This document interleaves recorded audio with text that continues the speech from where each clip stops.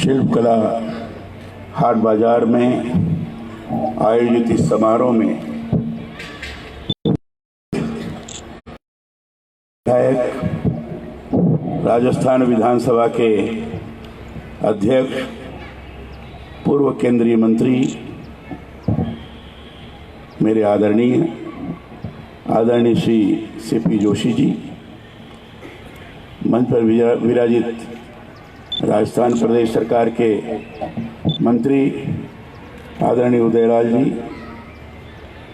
यहाँ के जिला प्रशासन के लोग, जिन लोगों ने यह हाट शिल्पकला का आयोजित किया है, ऐसे सम्मानित सभी महानुभाव जिनको अभी सम्मानित किया गया, ऐसे सम्मानित किए गए बंधुगण, यहाँ उपस्थित सभी सम्मानीय बहनें और सभी सम्मानीय भाई, पत्रकार मित्रों, छायाकार बंधुओं, कलाकार और शिल्पकार बंधुओं, राजसमंद जिला प्रशासन, ग्रामीण गैर कृषि विकास अभिकरण और उदयपुर व राजसमंद की विभिन्न संस्थाओं के संयुक्त तत्वाधान में आयोजित इस ग्रामीण हाट बाजार में शामिल होकर मुझे अत्यंत प्रसन्नता का अनुभव हो रहा है। मुझे आदरणीय श्री सीपी जोशी जी ने कहा कि इस प्रकार का कार्यक्रम है और उसका समापन भी है, आपको यहाँ आना ही है। स्वाभाविक है, नाथ द्वारा श्रीनाथ भगवान की पावन धरती है। हमने सहज और स्वाभाविक रूप से कह दिया कि मैं जरूर आऊँगा। यद्यपि आज बड़ी ही व्यस्तता थी, कृषि विश्वविद्यालय का दीक्षांत समारोह था, उसके बाद एक प्रतिभावान छात्रों का सम्मान था और उसके बाद आपके बीच में आया हूं और यहाँ से तुरंत मुझे श्री गुलाम महोत्सव में लेकिन आपके बीच में आकर अत्यंत आनंद की अनुभूति हो रही है और मैं यहाँ देखकर इस पवित्र धरती पर आप सब लोगों का अभिनंदन करता हूँ, वंदन करता हूँ और स्वयं मैं इन दोनों महानुभावों का सम्मान के साथ इनका, यद्यपि उन्होंने मेरा स्वागत किया है, उसके प्रति मैं आभार व्यक्त करता हूँ। मैंने इस ग्रामीण हाट बाजार में ऐसी शिल्पी कलाकृतियाँ देखी हैं, कुछ ही देखा मैंने, पूरा तो नहीं देख पाया, लेकिन कुछ देखने के बाद अंदाजा लग गया। हरियाणा का, उत्तर प्रदेश का, अजमेर का, कुछ स्थानों के कलाकृतियों को देखा मैंने। देखने के बाद स्वाभाविक रूप से लगा कि हस्तकला में जो विशेषज्ञ हैं क्षेत्र उनका उत्पाद यह विद्यमान है, उसकी खरीदारी भी अच्छी हुई है। उन्होंने बताया कि हाँ, खरीदारी अच्छी हुई है। और जैसे हमारे जिलाधिकारी महोदय ने बताया कि 60 लाख बताया ना, 60 लाख की खरीदारी हुई है। मैं समझता हूँ कि और भी लोग खरीदने के लिए तैयार होंगे और अच्छी स्थिति होगी। मैं यहाँ आए कलाकारों को बधाई देता हूँ और उनके कार्य की निरंतरता और वृद्धि के लिए शुभकामना करता हूँ। इस छोटे से ग्रामीण हाट बाजार में ऐसा लग रहा है कि पूरा भारत सिमट कर एक जगह आ गया है। कई प्रदेश को आए और कई प्रदेश के शिल्पकार बंधुओं का यहाँ लगा हुआ है, हाट लगी हुई है और उसको लोग खरीद भी रहे हैं।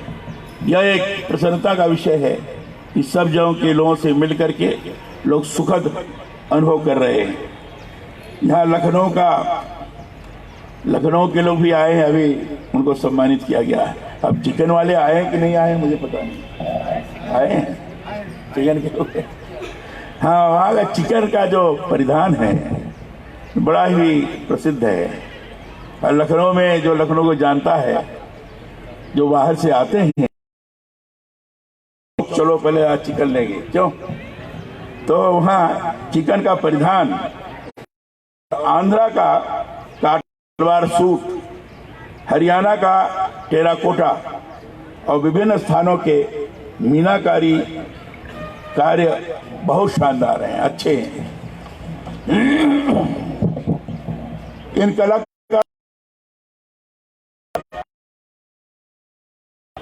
क्योंकि लोगों को बाजार की बहुत आवश्यकता है। अभी मार्केटिंग की बात कहा हमारे जिलाधिकारी ने भी और हमारे जोशी जी ने भी अपेक्षा की कि अगर यहाँ एक कॉम्प्लेक्स बन जाता है तो उससे बड़ा लाभ होगा और इस प्रकार के छोटे छोटे जो उद्योग या उद्यमी हैं इनको अच्छी मार्केट भी मिल सकती है।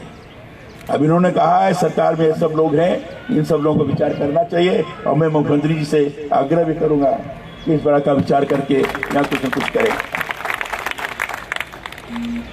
उनका व्यवसाय इस स्थान से निरंतर प्रगति करेगा और ऐसा मैं विश्वास करता हूँ। यहाँ आए अधिकारियों से मैं कहना चाहूँगा कि शिल्पकारों के लिए बाजार उपलब्ध कराएं, उनके उत्पादों की विपणन व्यवस्था को मजबूत करें। इससे हमारे देश के ग्रामीण क्षेत्रों के उत्पाद प्रदेश और देश में नई पहचान बनाएंगे। इस राष्ट्रीय स्तर के मेले में सांस्कृतिक समरसता और राष्ट्रीय एकता का अनूठा संगम दिखाई दे रहा है। अभी इन्होंने बताया कि रसराज महोत्सव के रूप में है, शाम को सांस्कृतिक कार्यक्रम होते हैं, विभिन्न प्रकार के विभिन्न क्षेत्रों के कार्यक्रमों को देखकर आपको सचमुच बड़ा ही आनंद का अनुभव होता होगा और अब स्वयं आकर्षित होकर यहाँ आते होंगे और आएंगे। एक भाटिया ने अपना अनुभव बताया कि यहाँ रसराज का उत्सव और होना चाहिए, बढ़िया तरीके से होना चाहिए। इसका मतलब यह है कि सभी लोग उसको देखने के लिए बड़े ही उत्कंठा के साथ यहाँ पधार रहे हैं, उसको और अच्छे है। शिल्प उत्पादों की विपणन को बढ़ाने की ताकि शिल्पकार और प्रदेश में छुपी हुई प्रतिभाओं को आगे आने का मौका मिल सके। भारत की समृद्ध वैविध्यपूर्ण कला विरासत को आम जनता तक पहुंचाने तथा कलाकारों और शिल्पकारों को कला प्रदर्शन का मंच उपलब्ध करवाने, शिल्पकारों को कलात्मक उत्पाद का विक्रय करने का तथा शिल्पकार का शिल्प उत्पादों के खरीदारों से सीधा संपर्क करवाने के उद्देश्य से इस उत्सव का आयोजन किया जाता है। इस वर्ष इस उत्सव का आयोजन एक नए कलेवर के साथ हो रहा है। 13 के बाद प्रारंभ हुआ है, स्वाभाविक है कि नया कलेवर धारण करके हुआ है, जिसमें ग्रामीण और उनके उत्पाद यहाँ आमंत्रित किए गए। उत्सव, त्योहार और पर्व भारत की संस्कृति का अभिन्न अंग है। यही ऐसे अवसर हैं जब लोग एक साथ एक जगह एकत्र होकर आपसी प्रेम, भ्रातृत्व भाव से नृत्य, संगीत, गायन, वादन से अपनी भावनाओं को अभिव्यक्त करते हैं। रसराज महोत्सव जिसका मैंने चर्चा की, रसराज महोत्सव 2019 की अवधारणा को दृष्टिगत रखते हुए यह निर्धारित किया जाना चाहिए कि समृद्ध कला विरासत और संस्कृति के माध्यम से भारत की एकता और श्रेष्ठता को विश्व पटल पर रखकर एक भारत श्रेष्ठ भारत का वास्तविक स्वरूप विश्व के सम्मुख प्रस्तुत कर सके। हमारी लोक कलाएं, शिल्प परंपराएं, हमारा खान पान, हमारा पहनावा, आभूषण, यहाँ तक कि हमारे आचार और विचार सक्षम हैं। यही तत्व एक भारत श्रेष्ठ भारत का मूल मंत्र भी है। रसराज महोत्सव के दौरान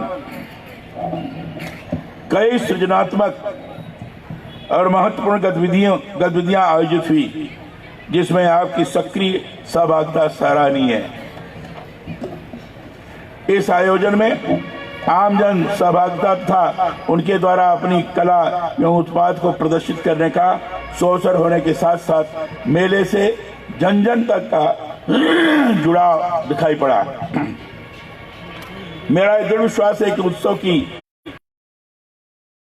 का आप लोगों ने पूर्ण लाभ और आनंद उठाने के साथ साथ यहाँ आए कलाकारों और शिल्पकारों से मित्रवत संबंध स्थापित किए होंगे। मैंने थोड़ा संविधान के बारे में, जो संविधान की प्रस्तावना है और नागरिकों का जो मूल कर्तव्य है जो संविधान में दिया गया है, उस हर जगह चर्चा कर रहा हूं, क्योंकि उसकी जानकारी आम नागरिक को होना बहुत आवश्यक है।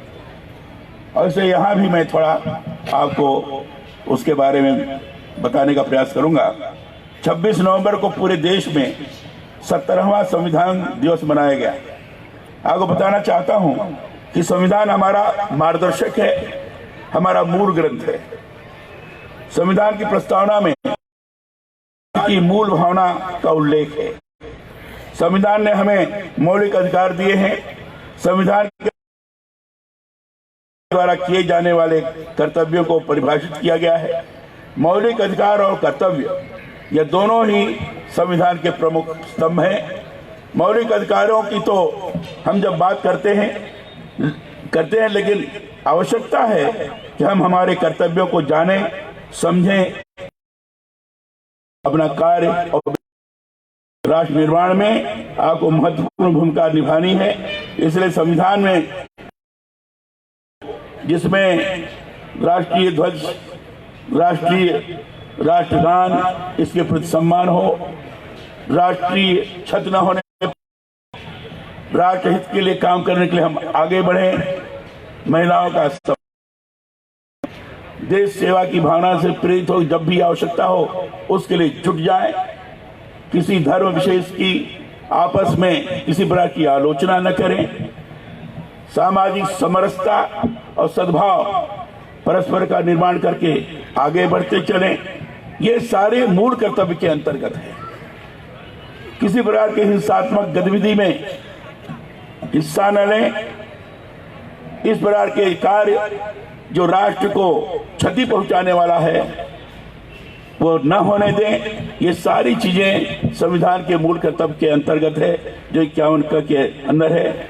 उसको अपने आचार और व्यवहार में लाएं। ये मैं हर जगह भी कर रहा हूं और चाहता हूं अधिकाधिक जानकारी रखें। आम जन को संविधान की जानकारी होना आवश्यक है। राष्ट्रीय एकता और सामाजिक समरसता के लिए मूल कर्तव्यों का निर्वहन करना होगा। मैं आज इस हाट में आया। हाट में कलाकारों के द्वारा निर्मित अनुभव किया, आनंद की अनुभूति हुई। सबों से मिलकर स्वयं अपने को मैंने गौरवान्वित अनुभव किया। और ऐसे अवसर पर हमारे जोशी जी और हमारे उदय जी, प्रदेश सरकार के मंत्री और हमारे अध्यक्ष महोदय, इनका भी सानिध्य प्राप्त करते हुए मुझे बड़ा ही अच्छा लगा। और ऐसे अवसर पर आप सब लोगों को इस पवित्र धरती पर प्रणाम करते हुए अपनी बात समाप्त करता हूं। बहुत बहुत धन्यवाद।